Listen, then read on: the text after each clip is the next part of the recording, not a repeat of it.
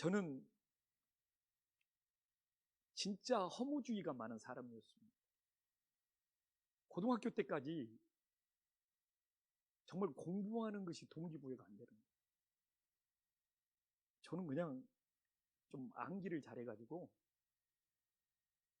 좀 암기는 하나님이 타고나게 하신 것 같아요. 그래가지고 그냥 대충 해도 그냥 학교 성적도 잘 나오고. 근데 이상하게 고등학교 가서 너무 인생이 허무한 거예요. 왜 살지? 이 답을 찾을 수가 없는 거예요. 내가 대학교 가면 뭐 하지?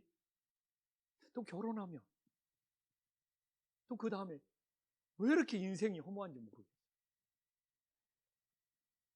지금도 나에게 예수님이 없다면 내 인생은 허무해서 나 아마 견딜 수가 없을 것 같아요. 근데 진짜 허무하게 사는 의미가 뭐지?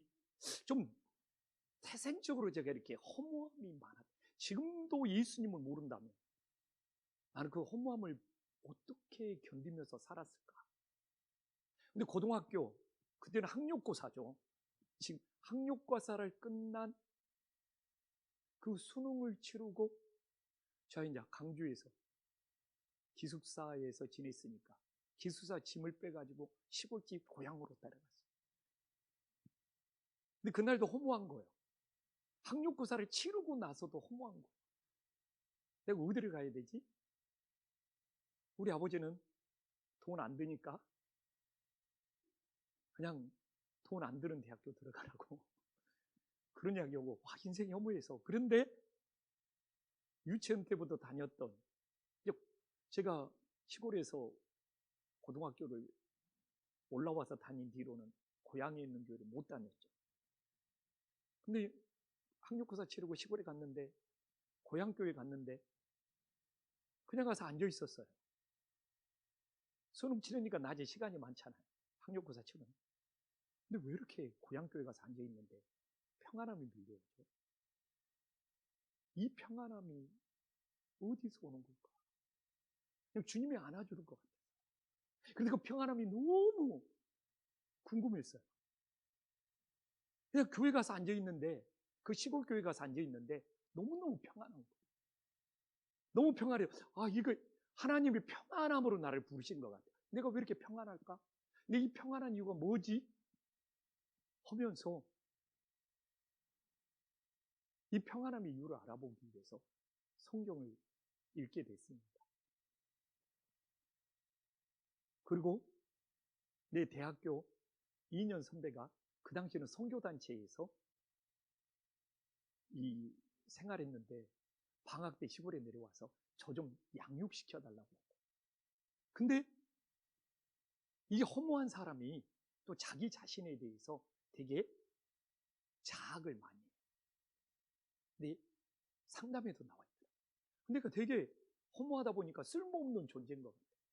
별 볼 일 없는 존재인 것 같아요. 근데 성경을 보면서 2년 선배한테 양육을 받으면서 예수님이 나를 위해 죽으셨대. 어? 근데 그 죽으신 분이 하나님의 아들이래. 어? 내가 뭔데? 왜 하나님의 아들 예수가 나를 위해 죽어줬어? 그게 그렇게 가슴속에 파고들은 거예요. 근데 왜 그게 그렇게 간절히 들어왔냐면, 내가 얘기했잖아요. 그렇게 인생이 허무했는데, 내가 그렇게 쓸모없는 존재라고 생각했는데, 아니, 나를 대신해서 죽어준 사람이 있어?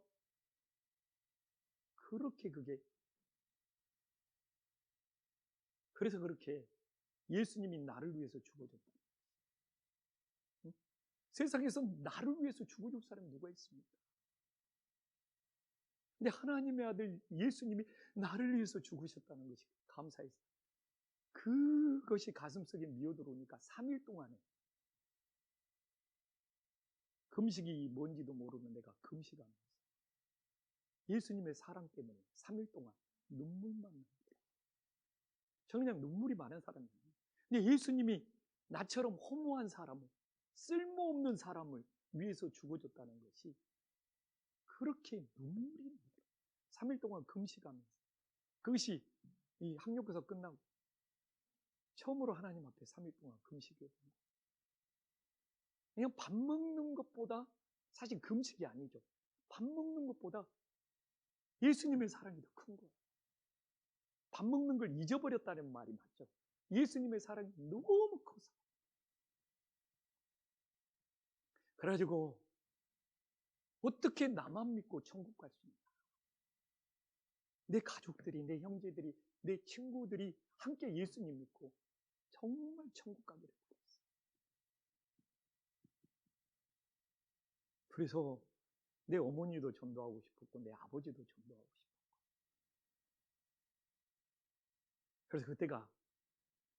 그래서 내 인생을 예수님께 드린 거죠. 그때 그것이 너무 고마워. 누가 나를 위해서 죽어줄 수 있어요? 근데 제가 2년 선배 양육해주는 그 형을 잘 만났어요. 너무 잘 만났어, 그 형. 그 형하고 밤마다 모여서, 매일 밤마다 모여서 함께 기도하고 함께 말씀 보고, 그러면서 그 형이 저보고 우리가 예수님의 제자가 되려면 하루에 성경 10장씩 읽자. 그리고 하루에 1시간씩 기도하자. 그 형하고 약속해가지고 그 방학 때부터 하루에 1시간씩 기도하고 성경 10장씩 읽고, 그러니까 석 달 만에 성경 읽독이 끝나더라고요. 그래서 나는 성경 읽독을 끝내서 목사님한테 찾아가서 저 성경 읽독했으니까 저 세례 주십시오. 세례 받고 싶습니다. 그렇게 세례가 사모해서 그렇게 세례를 받은 기억도 있고. 근데 이제 우리 어머니 아버지를 그렇게 전도하고 싶었죠. 그래서 저는 신학교를 갔고, 신학교 2학년 때가요,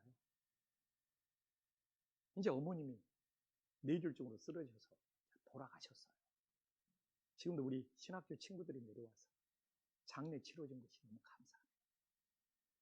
동네가 6.25 동네여가지고 6.25적으로 그냥 제사 상한다는 것을 어머님 장례 동안 금식을 했죠. 그리고 우리 신학교 친구들이 장례를 치러줬어요.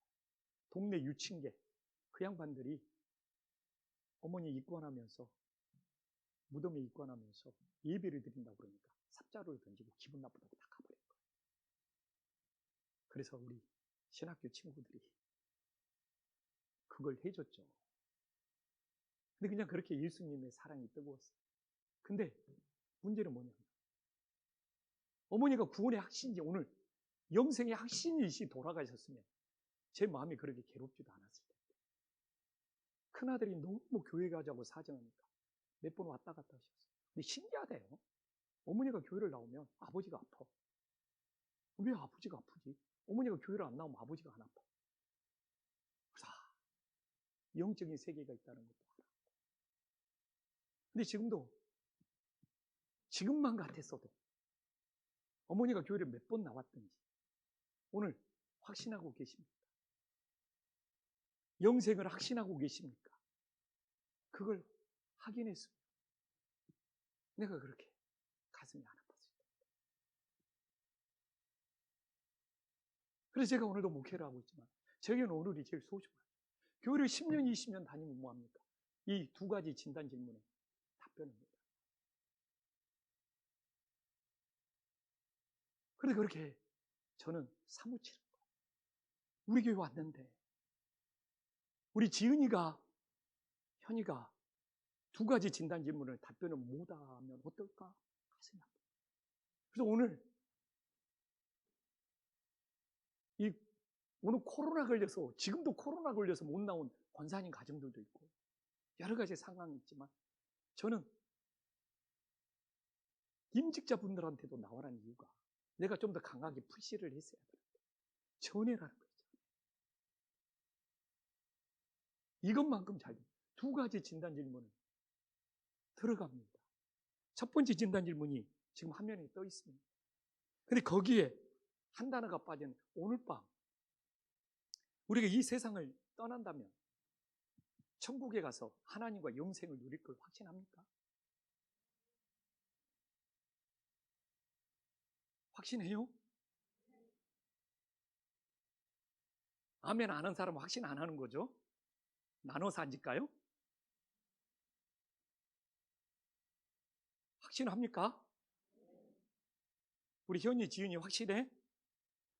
이렇게 마음을 먹고 교사를, 성가대를 교회에서 사역을 해. 그리고 이걸 전해야 돼. 이걸 전해.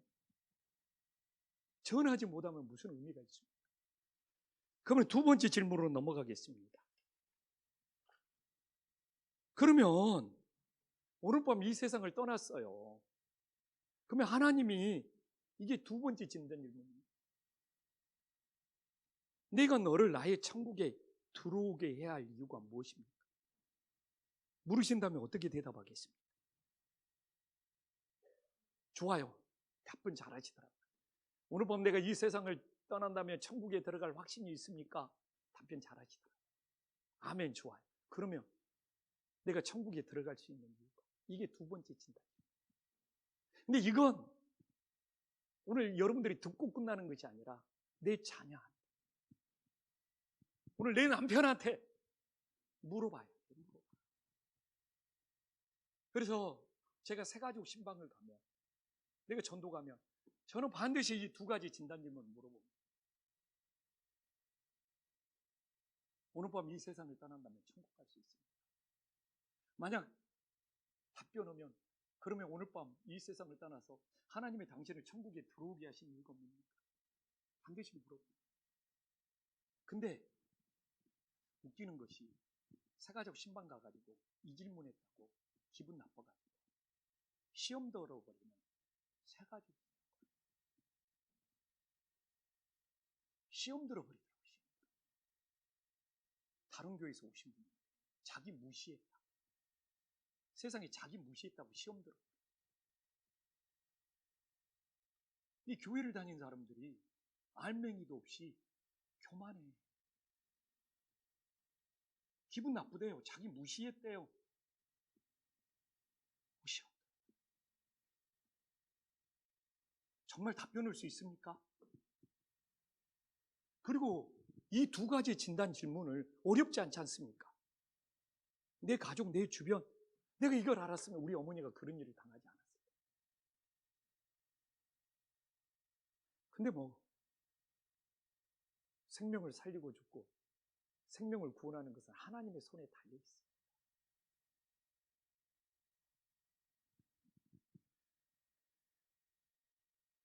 지금 여기에 대해서 주저하고 여기에 대해서 망설이고 여기에 대해서 확신이 없고 그러면 진짜 교회 다닌 것에 대해서 다시 한번 생각을 해요.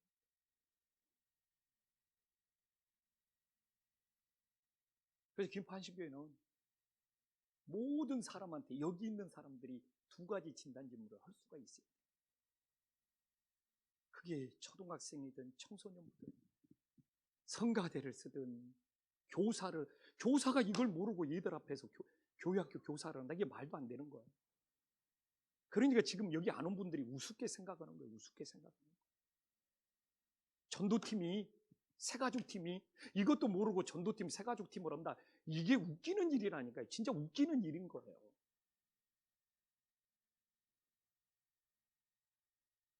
첫 번째 진단 질문보다 더 중요한 것이 이게 두 번째 진단 질문. 근데 이제 이게,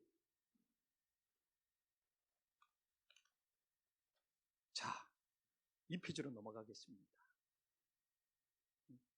가장 기쁜 소식이 복음입니다. 가장 기쁜 소식. 세상에 기쁜 소식이 많아.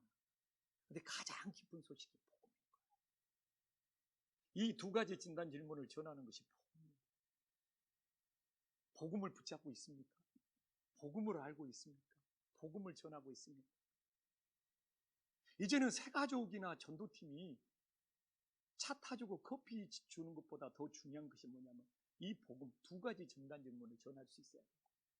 우리 교회학교 선생님들이 청소년부든 초등학생들을 만나면 이 두 가지 진단 질문을 전할 수 있어야 돼요. 우리 김포한신교회가 이 두 가지 진단 질문을 전하는 놀라운 가장 기쁜 소식, 복음의 운동이, 복음의 역사가 일어날 수 있기를 간절히 소망합니다.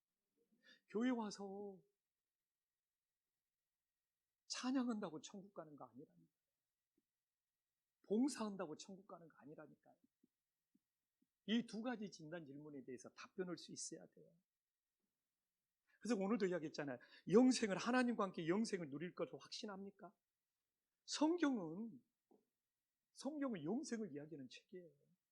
요한일서 5장 13절에 내가 너에게 이것을 쓴 것은 너희로 하여금 너에게 영생이 있습니다. 그렇기 때문에 이 세상 것을 포기할 수가 있는 거예요. 이 세상 것을 양보할 수가 있는 거예요. 이게 너무 아파.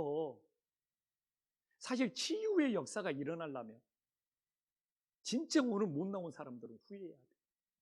근데 어떻게 여러분들이 가서 전해줘야지.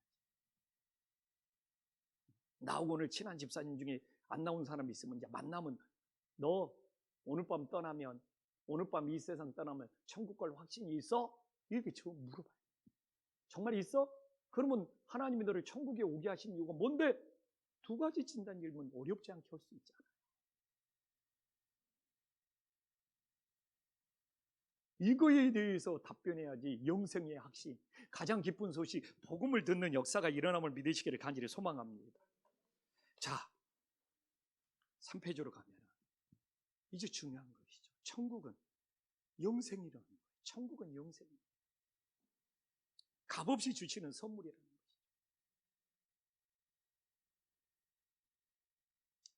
하나님의 은사는 그리스도 예수 안에 있는 영생입니다. 하나님의 선물은 그리스도 예수 안에 있는 영생입니다. 이 천국은 우리의 행위, 우리의 노력으로 받는 것이 아니라니까요. 하나님의 선물, 하나님의 은혜가 됨을 믿으시기를 간절히 소망합니다. 이 선물이 너무 커서 아무리 내가 행위로 하더라도 이 선물을 갚을 수가 없다니까. 행위를 하지 말라는 이야기가 아니에요. 이 영생이라는 선물이, 이 천국이라는 선물이 너무 커서 우리는 감사하며 사는 것이지 아무리 어떤 행위를 하더라도 갚을 수가 없는 거예요. 그래서 오늘도 감사. 하나님이 천국을, 영생을 선물로 주심을 감사할 수 있기를 간절히 소망합니다. 그래서 뭐라고 말합니까? 4페이지. 그건 돈이나 공로나 자격으로 얻는 것이 아니에요.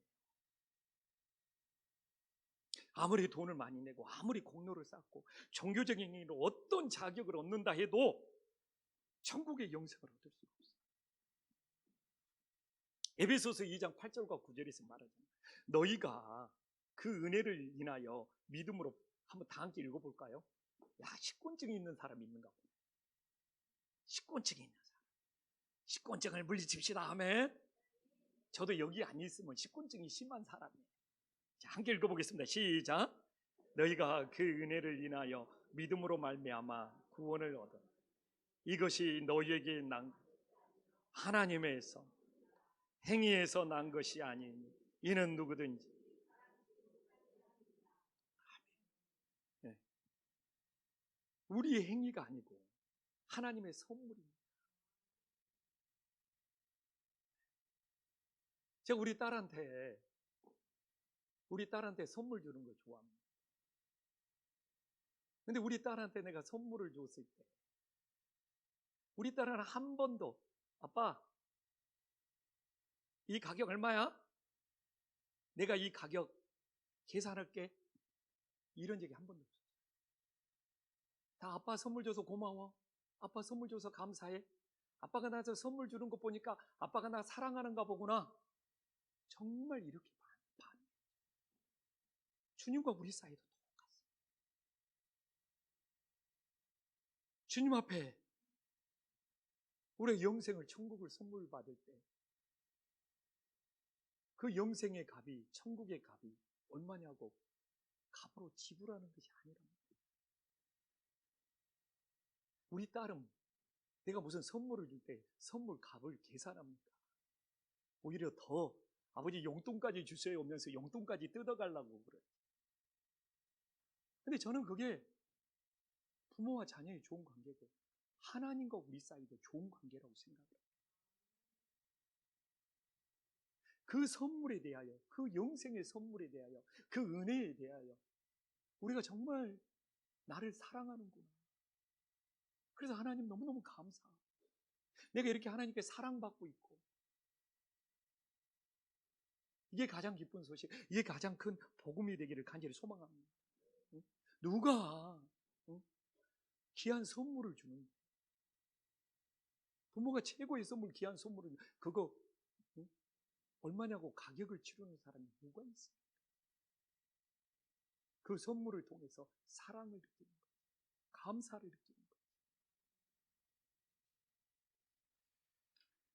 그러면 5페이지에 보면 우리가 하나님 앞에 해결을 받아야 되지 않습니까? 인간은 뭐예요? 죄인이라는 거예요.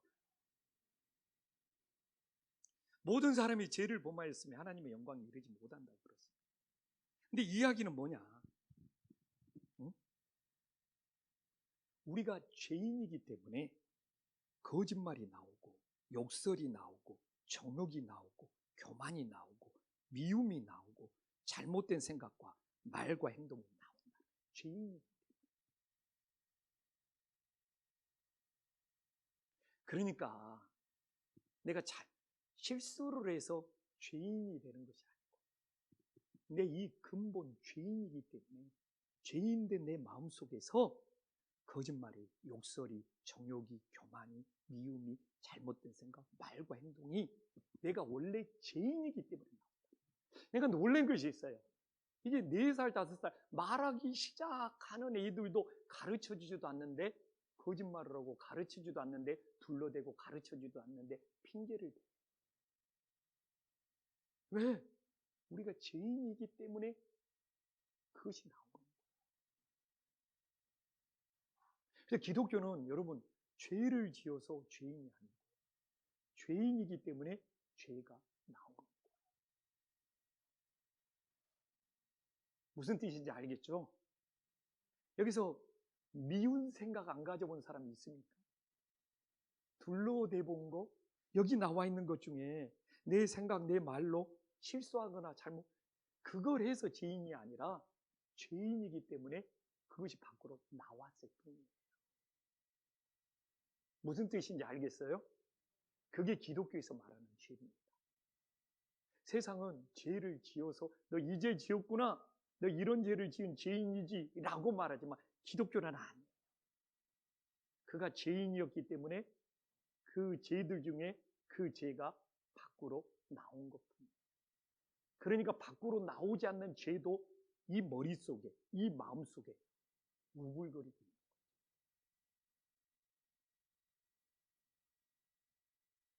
그것이 머릿속에 있는, 마음속에 있는, 입속에 밖으로 나왔냐? 아니면 있느냐의 차이.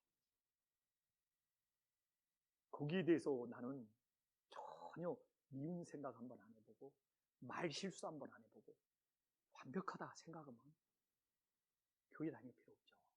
예수님 믿을 필요 없죠. 근데 저는 얼마나 연약한지 몰라요. 그래서 제가 이야기했잖아요. 날마다 성령님 저의 연약함을 도와주시고, 제 감정을 다스려 주시고, 제 정욕을 다스려 주시고, 제 입을 다스려 주시고, 제 생각을 다스려 주시고. 근데 성령님이 정말 연약함을 잘 도와주시더라고요. 근데 그렇게 잘 성령님이 연약함을 지난주 금요일 날 그게 한번 제가 무너졌네요. 성령님 제 연약함을 도와준 것이 무너지고 내 안에 있는 죄가 밖으로 튀어나왔죠. 말로 튀어나온 거죠. 그래서 이 오늘 1시에 이 성령 전도 집회 때문에 이런 영적 싸움이 심하고, 그걸 통해서 나를 무너뜨리려고 오는구나. 너무 이게 강하게 다가오는 거예요. 그렇게 성령님이 저의 연약함을 도와주셔서 잘 이겨냈는데, 금요일 날 이게 한번 꺾인 거예요.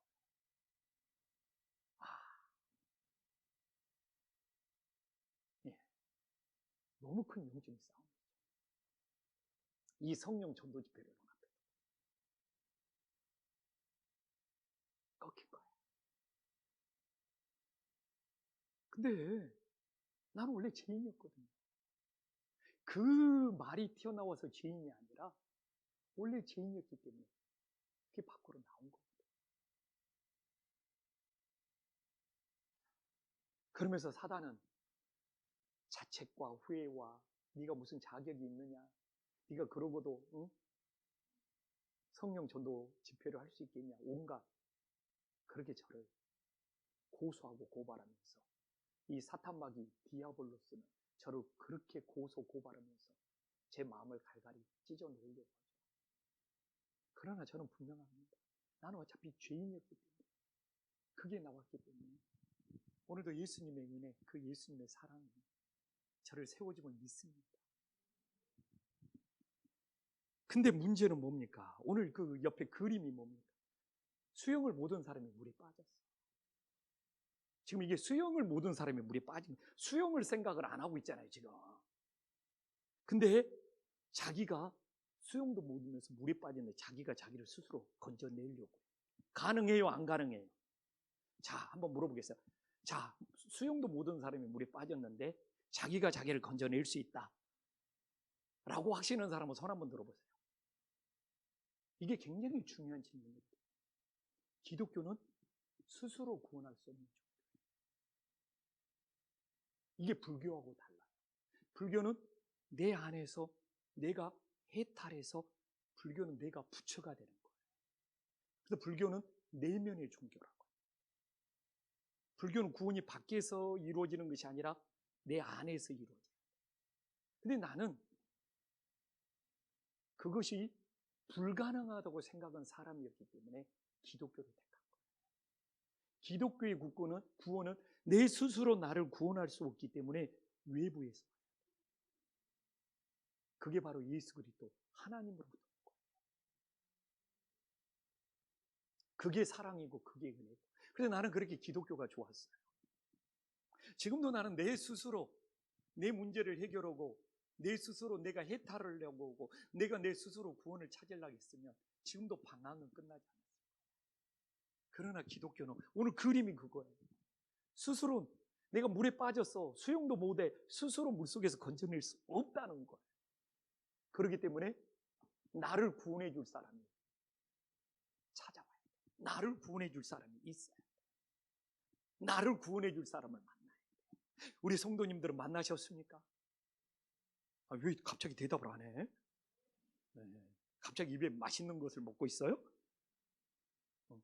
그래서 오늘 6페이지에 인간은 자신을 구원할 수 없어요. 무슨 수단과 방법을 써도 선행으로, 의로움으로, 행위로 할 수 없어요. 근데 마태복음 5장 48절에 보면 하늘에 계신 너희 아버지의 온전하신 같이 너희도 온전하라고. 근데 아무도 온전할 자가 없어요. 누구든지 온 율법을 지키다가 그 하나에 거치면 모두 범한 자가. 이게 율법의 문제예요. 율법 10개를 지키더라도 하나가 무너지면 어떻게 되는 거예요? 다 무너지는 거예요.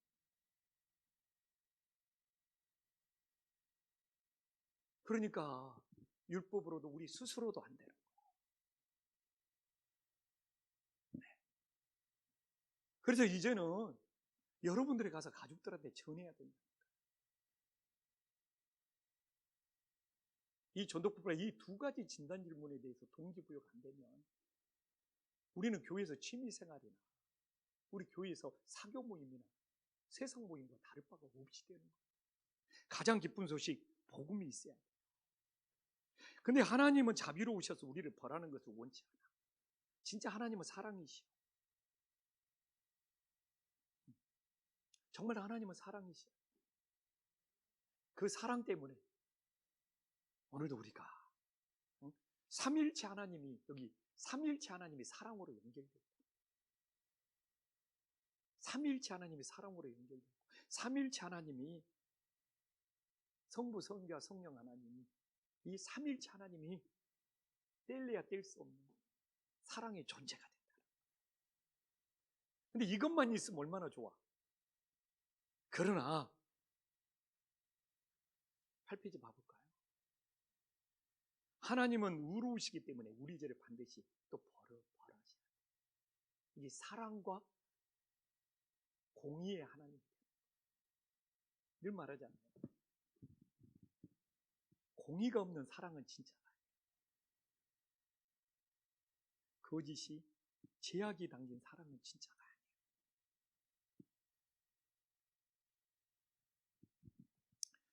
형벌한 자는 결코 면제하지 않고 범죄하는 그 영혼은 죽으리라. 그런 이야기를 해요. 오늘 내가 물컵을 준비하려고 그랬는데 물 먹으려고 준비한 것이 아니라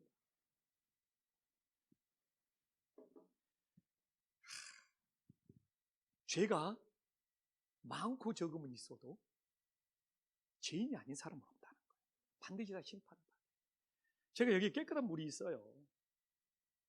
여기에 먹물 한 방울을 떨어뜨려도 흐려지는 거 마찬가지예요. 5방울을 떨어뜨려도 흐려지는 거 마찬가지예요. 아유, 저 사람은 이 컵에 먹물을 5방울을 떨어뜨렸는데 나는 2방울밖에 없으니까 이 물이 깨끗하다. 이럴 수 없어요. 5방울이든 4방울이든 3방울이든 흐려지는 것은 마찬가지예요. 정도의 차이만 있을 뿐이지. 정도의 차이만 있을 뿐이지.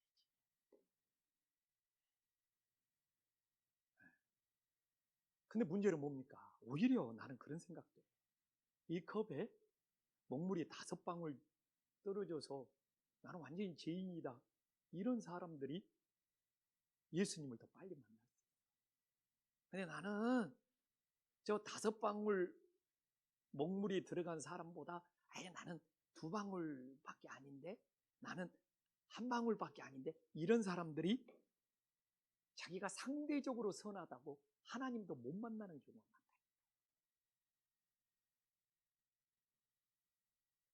아니, 상대적으로 선은, 제가 말했지만 사람의 선은 상대적인 선입니다. 모든 사람은 죄입니다. 사람과 비교해서 다른 사람에 비해서 상대적으로 죄를 덜 지은 선은 있을지 몰라도 하나님의 눈에는 모든 사람이 죄인인 거예요. 근데 이 상대적인 선 갖고 되게 착하고 자기가 의로운 줄 알아. 그런 사람들이 구원받기 제일 어렵습니다. 그런 사람들이 하나님 죄를 안 받아들여요. 그래서 나는 전도 나가서 제일 겁나는 이야기는 무엇이냐면, 우리 남편은 교회를 안 나오는데도 법 없이 살 수 있는 사람이에요. 이런 사람들이 제일 겁나. 하나님 볼 때는 죄인인데 상대적으로 선하다는 것이 엄청난 교만입니다. 그거 못 깨뜨리면 하나님 못 만납니다. 속고 있는 거예요. 그건 남들보다 50번, 100번 상대적으로 선한 것이지 완전히 깨끗한 건 아니거든요. 근데 이 착각에 빠져 있는 사람들이 너무 많습니다. 그래서 어떻게 합니까? 이제 9절에 이게 복음입니다. 하나님은 인간의 몸을 입고 오셨다는 거예요. 이 성육신. 그렇기 때문에 성경은 예수님이 인간의 몸을 입고 왔다는 것을 인정하지 아니하면 이단이 되는 거예요. 하나님은, 예수님은 참 하나님인 동시에 참 인간인 거예요. 영혼 속에 있는 분이 시간 속으로 들어오는 거예요.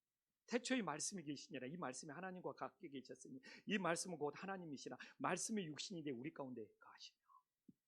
예수님이 인간의 몸을 입고 오셨어요. 성령으로 잉태하여. 근데 여기서 그러잖아요. 인간은 죄 없는 몸으로 오신 거예요. 죄 없는 몸으로 오신 거예요. 인간은 죄 없는. 왜? 우리의 죄를 가져가야 되기 때문에. 우리의 죄를 대신 짊어져야 되기 때문에. 아멘. 예수님이 죄를 가진 상태에 왔으면 자기 죄 때문에 죽어야지 우리 죄를 대신 가져갈 수가 없어요. 그래서 예수님이 죄 없는 방법으로, 우리는 가끔 그럽니다. 그냥 왜 성령으로 잉태했느냐? 왜 동정녀 마리아의 탄생했느냐? 이 접근이 잘못된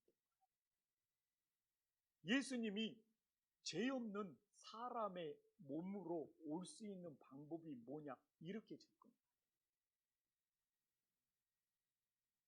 질문 자체가 잘못됐어. 어떻게 성령으로 잉태하지? 어떻게 동정녀 처녀의 몸에서 예수님이 잉태할 수 있지? 이건 궁금증만 더 많아지는 거예요. 질문을 바꿔야 돼요. 예수님이 죄 없는 몸으로 와야지 인간의 죄를 짊어졌을 수 있는데, 예수님이 죄 없는 몸으로 올 수 있는 방법이 뭐냐? 길이 뭐냐? 하나님도 그 길을 찾으신 거예요. 그 길이 뭐였어요? 성령으로 잉태해서 동정녀 마리아에서 태어난 것이, 예수님이 인간의 몸을 입어도 죄 없는 인간의 몸으로 입고 올 수 있는 유일한 길이 되었음을 믿으시기를 간절히 소망합니다. 그래서 사도신경에 그렇게 기록해요. 사도신경이 엄청 중요합니다.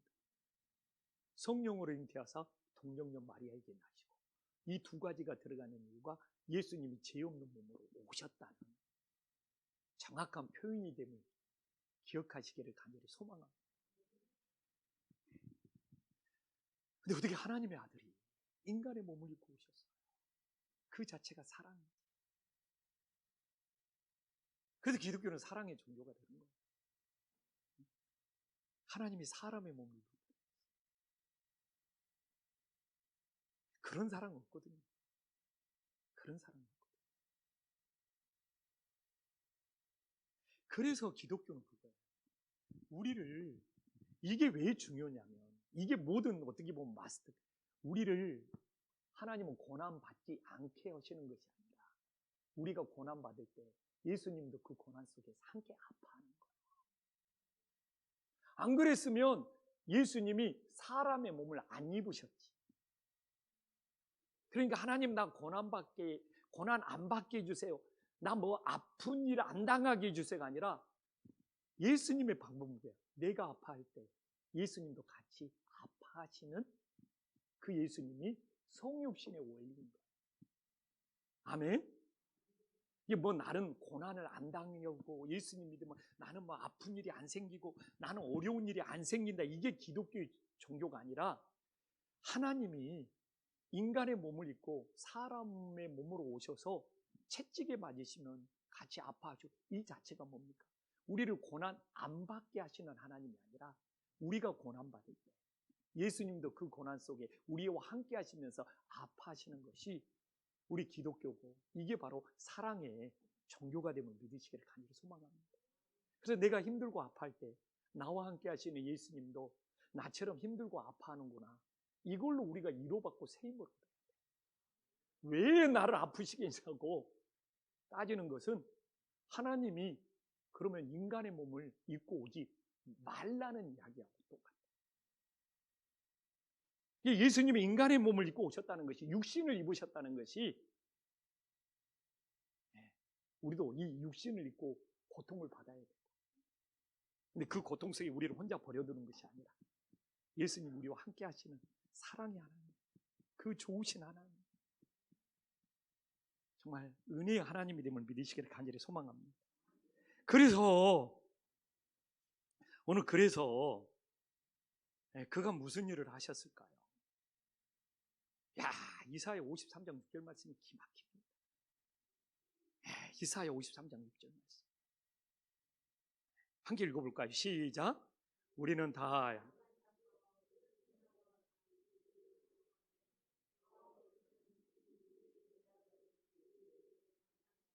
그러니까 이겁니다. 내 죄를 예수님께 담당시키셨어요. 응? 내 이 지금 오른손에 엄청난 내 이 죄의 목록이 있어요. 죄의 목록이 막 있어. 이걸 어떻게 한 거예요? 예수님한테 그냥 담당을 시켰어요. 얼마나 감사하냐, 얼마나 사랑이냐, 이거 얼마나 은혜냐.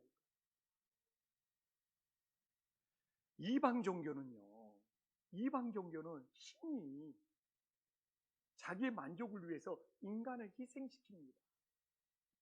이게 이방 종교예요. 안 그런 종교가 없어.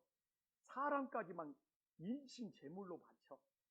막 신이 인간을 희생시키고 인간한테 진노해. 근데 기독교는 우리 인간을 살리기 위해서 하나님이, 예수님이 희생한 종교. 아니, 세상에 이런 기독교, 이런 종교가 어디 있어요? 어떤 이방 종교를 가져오 보십시오. 신을 위해서 다 인간을, 사람을, 피조물을 희생시켜. 근데 유일하게 기독교만이 우리 피조물을, 인간을 살리기 위해서 신이, 하나님이, 예수님이 희생하고 죽고, 이런 종교가 어디가 있냐.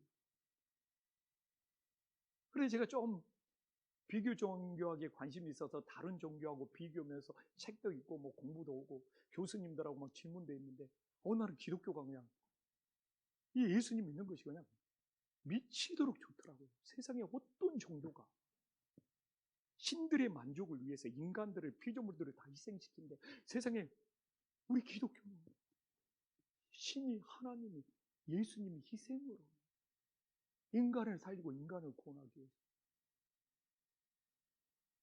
이 기독교가 미치도록 예수님이 이건 말로 표현할 수 없을 정도로 강적이고, 그래서 기독교가 사랑의 종교.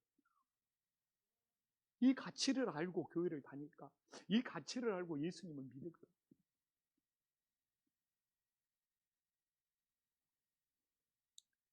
예, 하나님이 우리의 죄를 다 담당하셨다는 거예요. 다 가져갔다는 거예요. 예수님이 십자가에서 우리의 죄를 다 짊어졌다는 거예요. 십자가는 장식용이 아니에요. 십자가를 보면서 늘 말하잖아요. 내 죄가 저기에 달려있구나. 내 죄가 저기에 달려있구나. 그런 은혜의 역사가 있기를 간절히 소망합니다. 어? 야, 세상에 어떻게 신의 하나님이 피조물 인간을 위해서 희생하고 죽을 수가 있어요. 그것보다 더 큰 사랑이 있으면 가져와. 그런 것에 비해서 우리가 하나님의 사랑을 모르니까, 저 예수님의 사랑을 모르니까, 우리가 신앙생활하면서 하나님 앞에 시간 들이는 것도 인색하고 헌신하는 것도 다 인색해요. 저는 정말 예수님의 사랑을 알았을 때 내 인생 전부를 드리고 싶었어요. 그리고 목사님 찾아갔다고 내가 수없이 이야기하잖아요. 예수님하고 결혼하고 싶었다. 그래서 목사님, 저 예수님한테 내 인생 드리면서 신부가 되고 싶어요. 결혼도 않고 예수님하고 살고 싶어요. 진짜 신부가 되려고 목사님한테 추천했는데, 기독교는 신부가 될 수 없다. 기독교는 목사가 되고 결혼해야 된다. 근데 절대로 기분이 안 나빴어요. 아, 결혼. 별로 기분 안 나쁘더라고요. 지금도 가톨릭은 모여서 회의합니다. 가톨릭에 신학생이 한 명도 없습니다. 거의 미달입니다. 가톨릭이 지금 성당에도 신부가 부족하고 수녀님들이 부족하고, 가톨릭에서 운영하는 복지관이나 학교들을 국가에 다시 받나 봅니다. 신부나 수녀님들이 없어요. 지금도 교황청에서 회의합니다. 결혼시켜주자. 회의를 합니다. 근데 이 제도가 언제부터 생겨났느냐? 10세기부터 생겨났어요. 그러니까 9세기까지는, 1세기부터 9세기까지는 신부님들이 다 결혼한 거예요. 근데 이게 10세기부터 결혼을 안 하기 시작해가지고 지금까지 왔는데, 그 부작용은 어마어마하죠. 그 부작용은 어마어마합니다.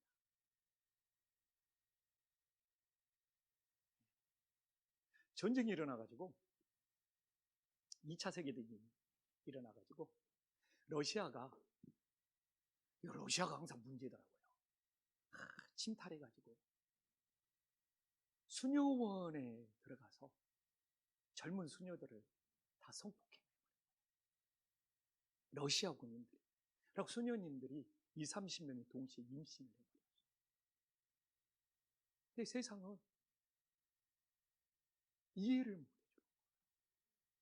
근데 산부인과 의사 하나가 그 수녀님들 출산을 도와주면서 아이하고도 헤어지지 않고 수녀님들을 지켜줄 수 있는 방법이 뭘까 해가지고 동네에 길거리에 버려지는 고아들을 다 수도원에 데려와가지고 그 아기하고 합쳐가지고 그렇게 해서 만들어진 수도원 그 고아원이 있어요.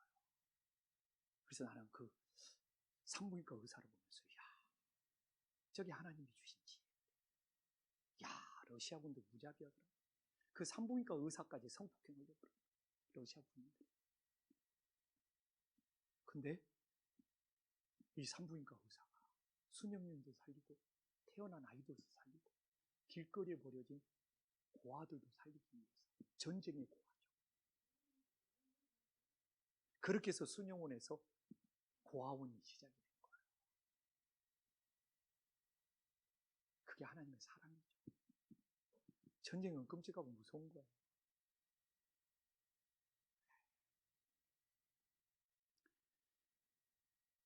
그래서 그 수녀원들이 하나님은 살아계시냐고 하나님한테 그렇게 원망하고 불평하고, 그리고 어떤 수녀님은 수녀원 첨탑에 올라가서 아이가 태어나기 전에 떨어져가지고 자살한 수녀님. 근데 이 산부인과 의사, 여자 의사거든요. 그래서 고아원이 되고 자기 아이들을 낳았지만 거기에 함께 키우고, 그리고 전쟁에 버려진 고아까지 함께 지내면서 수녀원들이 눈물을 흘리면서 얘기해요. 하나님은 사랑이십니다. 하나님을 잠시 원망했던 거예요. 엄청 얘기하면서 사람이 죄인이었지. 그 러시아 병사들이 잔인한 죄인이었지. 하나님은 사랑이십니다. 예수님은 사랑이십니다. 그리고 그게 예수님의 사랑으로 태어난 자기들 아이뿐만 아니라 그 고아들도 그렇게 돌봐가지고, 그게 역사 속에 기록된 하나님의 사랑의 고아원이에요. 그렇게 하나님을 원망했는데 나중에는 그게 하나님의 최고의 사랑으로 바뀌는 역사가 일어나더라 이거죠. 그래서 인간이 죄인이고 인간이 가진 그 죄값을 예수님이 짊어지셨으면 우리들이 다시 한번 믿을 수 있기를 간절히 소망합니다. 그래서 우리가 그 사랑에 못 잊어서 우리가 이 두 가지 진단 질문을 내 가족, 내 주변, 내 주위 사람들한테 해야 된다니까. 자, 10절에 나오잖아요. 그가 무슨 일을 하셨을까요? 그는 우리의 죄값을 치르시고자 우리에게 선물로 주실 천국의 초소를 바르고자 십자가에 죽고 부활하셨다. 우리는 다 양 같아서 그릇 행하여 각기 제 길로 갔거늘 여호와께서 우리의 무리의 죄악을 그에게 담당시키셨다. 그래서 요한복음 19장 30절에 나오잖아요. 다 이루었다가 우리의 죄값을 다 지불했다는 거예요. 요한복음 19장 30절, 이 테텔레스타이, 다 이루었다가 예수님 십자가에서 마지막으로 한 말이 다 이루었다거든요. 이게 우리의 죄값을 다 지불했다. 나는 죄인이지만 우리의 죄값을 다 지불해 주신 그 예수님의 사랑 때문에 하루하루 살아갈 수 있기를 간절히 소망합니다. 그래서 예수님이 이제 나왔어요. 하나님이 천국에 나를 들어가게 하신 이유가 뭐냐? 예수님이 내 죄를 다 가져가신 거고, 예수님이 내 죄를 다 담당하신 거고, 예수님이 내 죄값을 다 지불해 주신 것이 나를 천국에 들어가게 하신 이유라는 거예요. 이걸 두 단어, 그게 사랑이에요. 누가 내 죄값을 다 지불해 줍니까? 누가 내 죄를 다 가져갑니까? 누가 내 죄를 다 담당해 줍니까? 내가 그거 없이 교회 다니면 하나님의 사랑을 모르고 다니는 거예요. 예수님은 내 죄값을 다 담당해 줬는데 옆에 사람 말 한마디 그냥 턱 걸려가지고 두고 자면서 그냥 눈 흘리고 있고, 예수님은 내 죄값을 다 지불해 줬는데 너 오늘 지나가면서 나한테 모른 척 오고 지나갔다고 기분 나빠가 혼자 속이 부글부글 견디. 나 오늘 무시당했어 하면서. 자, 이제 중요한 것으로 들어갑니다. 야, 믿음으로 받는 문제입니다. 근데 믿음으로 받았는데 실제 믿음으로 못 받은 사람들이 많아. 자, 1번이 뭐라고 나와 있죠? 단순한 지식적인 동. 이런 사람들이 많아. 알아. 예수님이 십자가에 죽으신지도 알아. 예수님이 십자가에서 부활하신지도 알아. 지식적으로만 합니다. 근데 성경에 귀신들이 그래. 예수님은 하나님의 아들이요. 예수님은 막 벌벌 떨면. 근데 그 사람들은, 그 귀신들은 지식적으로만 알아요. 세종대왕이 뭘 만들었어요? 한글을 만들었다. 이건 지식적으로 하는 거예요. 예수님이 십자가에서 죽고 부활했다. 이 말이나 세종대왕이 한글을 만드셨다. 똑같이 지식적으로 알고 지식적으로 믿는 거예요. 믿음이라고 다 똑같은 것이야. 지식적인 동의. 이게 믿음이란 말을 쓰면 안 돼. 근데 TV를 보거나 하면은 예수님이 십자가에 죽고 부활했다는 것을 지식적으로 동의하는 사람들이 많습니다. 그건 믿음 아니에요. 그거 구원 아니에요. 분별하십시오. 얼마나 많으면 세종대왕이 한글을 만들었다는 것처럼 예수님이 십자가에 달리셔서 세종대왕이 한글을 만들었다는 것과 지식적으로 알고 있는 것과 똑같아요. 성경이 그런 사람들 많습니다. 귀신들도 그냥 예수님이 하나님의 아들이라고 막 지식적으로 동의를 해요. 그럼 그들이 구원받습니까? 그들이 천국 갑니까? 그들은 믿음이 아니에요. 지금 교회도 그런 분들이 많아. 지식적으로 동의하는 사람들. 자, 두 번째는 뭡니까? 일시적인 현세적인 문제 나오잖아요. 가족의 문제, 재정의 문제, 건강의 문제. 문제를 해결해 달라고 하나님을 찾는 것을 일시적인 현세적인 믿음이라고. 이게 하나님이 문제 해결 안 해주면 교회 떠나버려. 하나님이 건강 고쳐주지 않으면 교회 떠나버려. 일시적으로 현세적으로. 이게 그런 식으로만 교인들을 꼬드기면 안 돼. 아, 교회 다니면 하나님의 축복 주셔서 사업도 잘 된대. 이건 믿음이 아니야. 이건 일시적인 현세적인 믿음이야. 야, 교회 다니면 축복받아. 자녀들이 잘 돼. 이게 무슨 믿음? 현세적인 믿음. 현실에서 필요한 믿음. 일시적으로 필요한 믿음. 현세적인 믿음, 일시적인 믿음. 그게 나쁘다는 건 아니에요. 예수님 믿으면서 나는 지금도 그래요. 치유도 받고 예수님 믿으면서 잘 되면 좋죠. 그러나 이걸로 구원받고 영생을 얻는 건 아니라. 근데 한국 교회가 일시적인 믿음, 현세적인 믿음이 너무 많아. 이건 천국 가는 믿음하고는 아니에요. 오늘 내가 천국 가는 영생을 얻는 믿음은 아니라. 차라리 이건 기복적인 것에 가까워. 나쁜 건 아니에요. 예수님이 고쳐주시기도 하고 잘 되게 해주면 좋죠. 그러나 그것이 구원해 주는 건 아니에요. 내가 무슨 사업이 잘 됐다고 구원받는 건 아니에요. 내가 무슨 병이 고쳤다고 구원받는 건 아니에요. 이게 성경에 봐도 병에서 고침받았는데 예수님께 다시 돌아와서 구원받는 사람이 있고 9명은 나병, 문둥병에서 고침받았는데 현세적인 믿음, 고침받는 믿음이 있었는데 그냥 예수님께 안 돌아오고 가버린 사람들도 있어. 근데 너무 많은 사람들이 이게 현세적인 믿음, 일시적인 믿음에 착각하고 빠져 있는 거예요. 그런 분들을 이제 우리가 잘해서 세종대왕이 한글을 만들었듯이 예수님의 십자가 사건을 아는 그런 지식적인 믿음도 아니에요.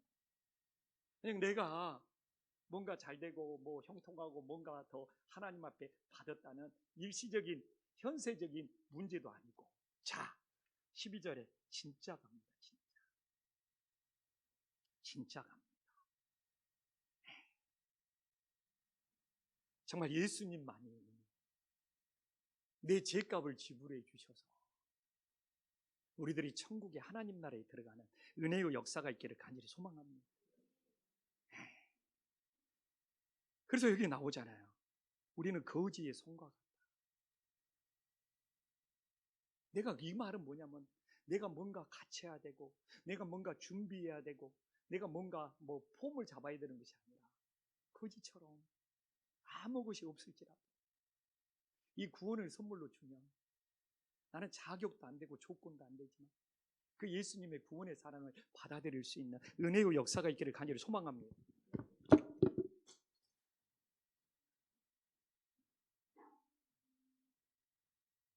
이게 뭡니까?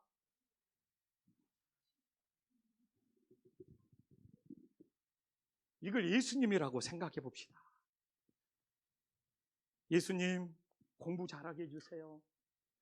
예수님 건강 고쳐주세요. 예수님 집 좀 잘 팔리게 해주세요.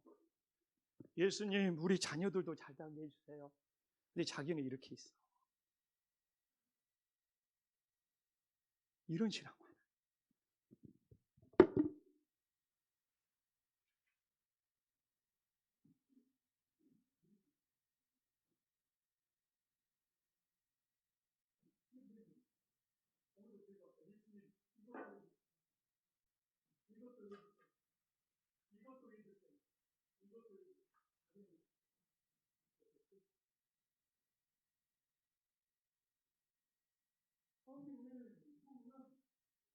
이런 문제가 있을 때하고 내 전체를 여기 나오자 예수님께 신뢰하고 예수님께 맡기고 그리고 내가 가지고 있는 문제까지 다 예수님께 맡기고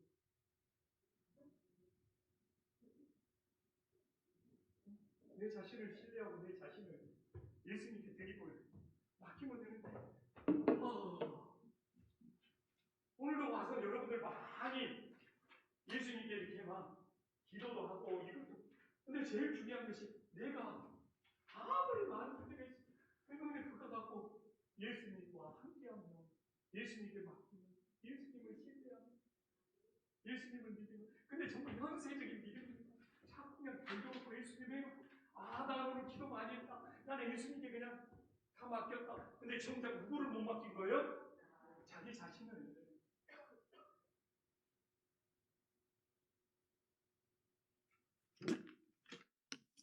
듣고 보면 지식적인 믿음이 너무 많고 듣고 보면 현세적인 믿음이 너무 많아요.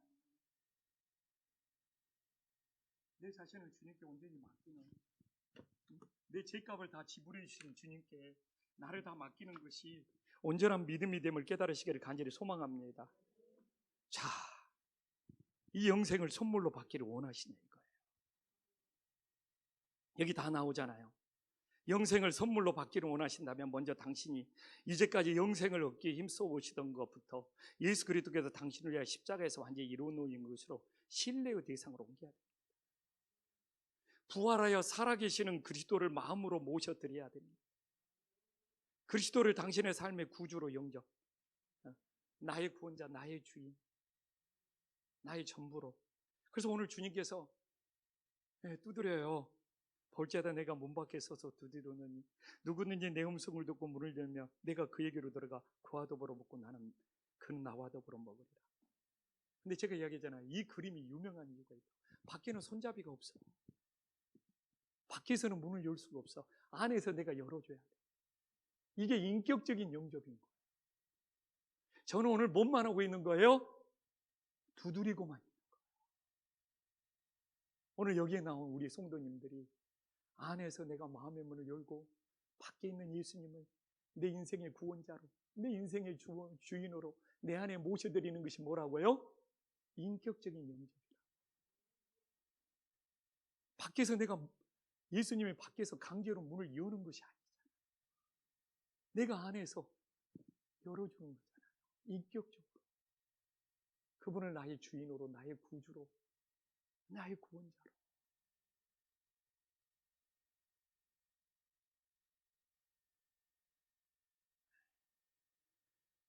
예수님을 나의 구원자로 인격적으로 영접했기 때문에 오늘 밤 내가 이 세상을 떠나도 예수님도 천국에서 나를 인격적으로 영접해 주시는 역사가 있기를 간절히 소망합니다. 생각해 보십시오. 내가 여기서 예수님을 인격적으로 영접 안 했는데 어떻게 천국에서 예수님이 나를 인격적으로 영접해 주는 거예요? 영접이 뭐인지도 모르고 인격적으로 받아들이는 것이 뭔지도 모르고 예수님을 내 마음의 주인으로 모셔드리는 것이 뭔지도 모르고 살아갔는데 예수님께서 어떻게 나를 인격적으로 영접해 주냐 이거예요. 그러면서도 자기는 믿음이 좋은 줄 알아. 교회에서 일 많이 한다고 말하고 있어.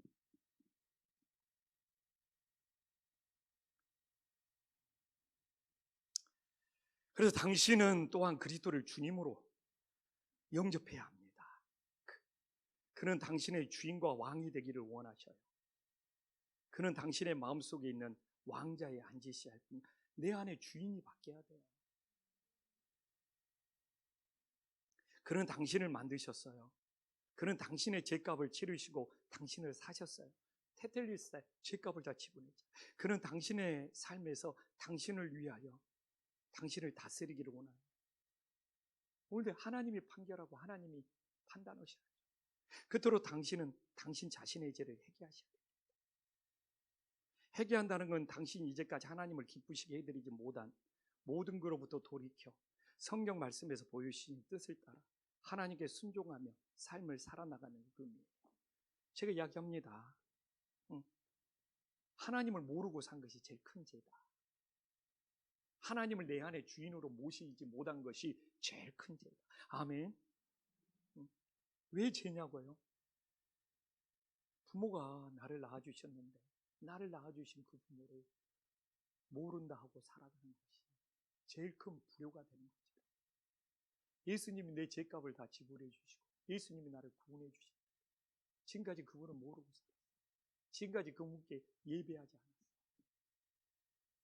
지금까지 그분을 나의 주인으로 모시지 못했어요. 이게 가장 큰 죄가 되는 것이죠.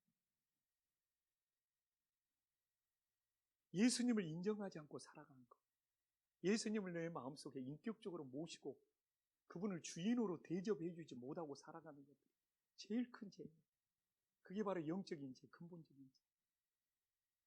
이게 바로 내가 늘 말하잖아요. 모욕하는 거라.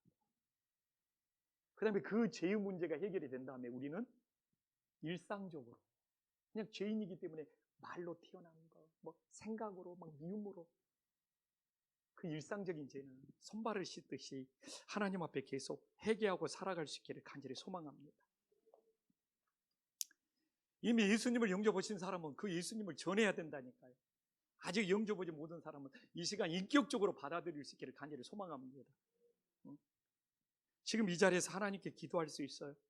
당신은 하나님께서 예수 그리스도를 통하여 주시는 영생의 선물을 지금 당신이 계신 이 자리에서 받을 수가 있습니까? 여기 나오잖아요.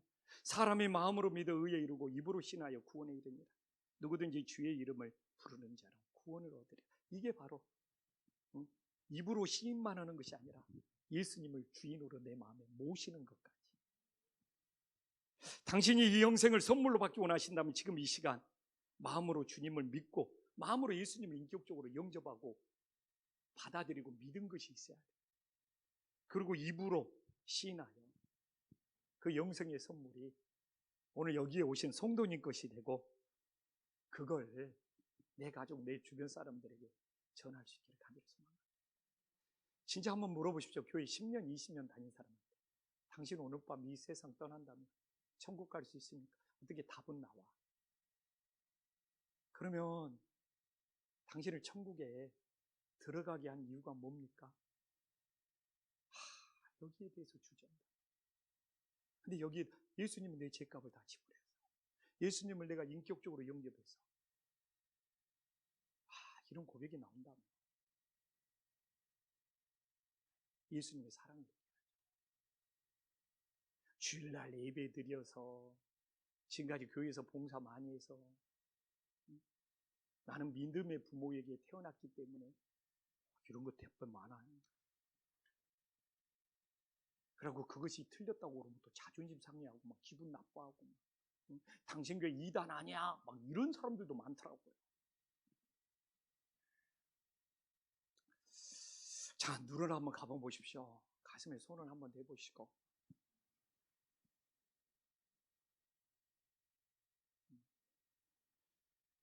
사실 예수님을 아직 인격적으로 영접하지 못하신 분들은 일어나서 예수님을 인격적으로 영접해야 되고 내가 예수님을 인격적으로 영접하신 분들은 그 예수님을 내 가족, 내 주변 사람들한테 진짜 전해야 됩니다.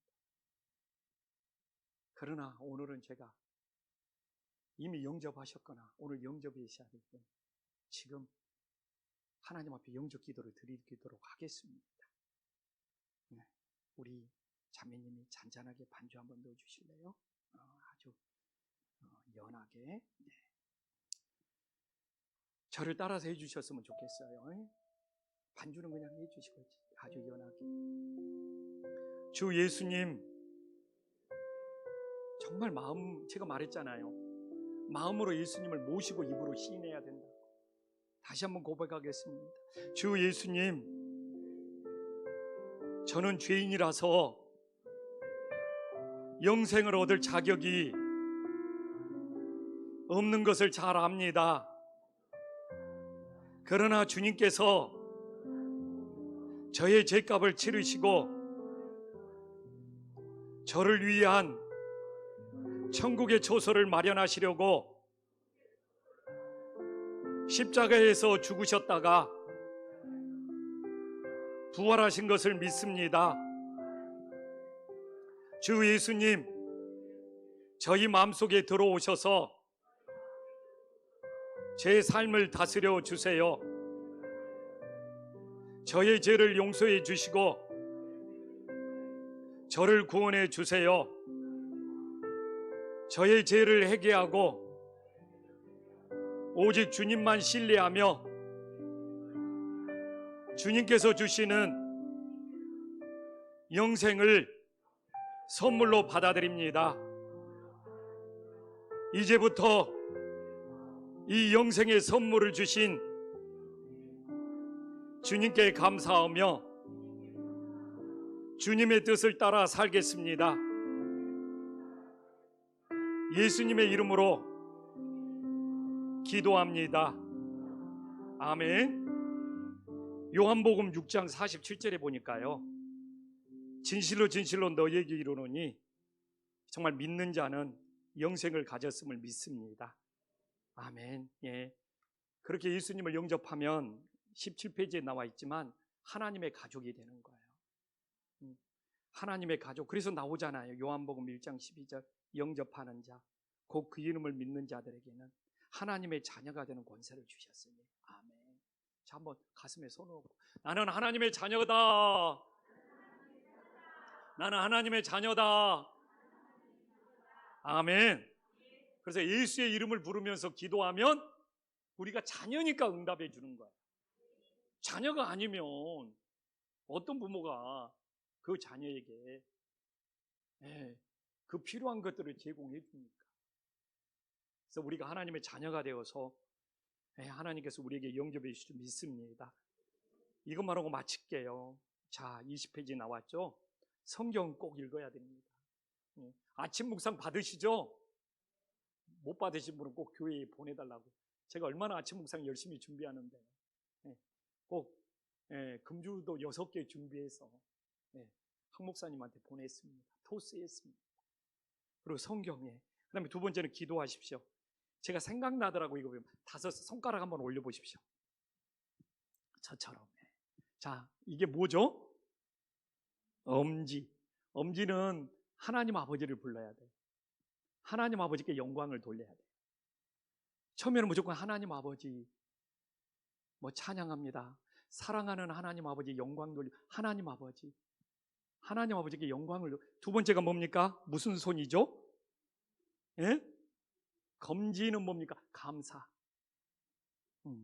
하나님 아버지의 감사. 오늘도 기도 너무 잘. 감사. 그 다음에 제일 긴 손가락, 가운데 손가락이 뭐죠? 중지. 회개해야 돼요. 회개해야 돼요. 그래서 하나님 아버지 영광, 그 다음에 감사. 생명 주신 거, 한 주 동안 산 거, 구원 주신, 그 다음에 중지, 회개. 이놈이 제일 한 놈이 제일 기네. 회개. 그 다음에 약지가 약속 오는 거잖아요. 내 필요한 거 하나님 앞에 강구해도 되고. 그 다음에 새끼가 뭐예요? 예수님의 이름으로 기도합니다. 그러면 기도의 어떤 틀은 갖춰지는 거예요. 이게 5 손가락 기도입니다.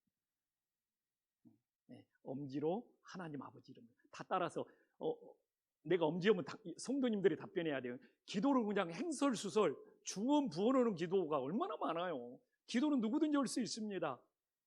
그렇게 해서 나온 것이 5손가락 기도입니다.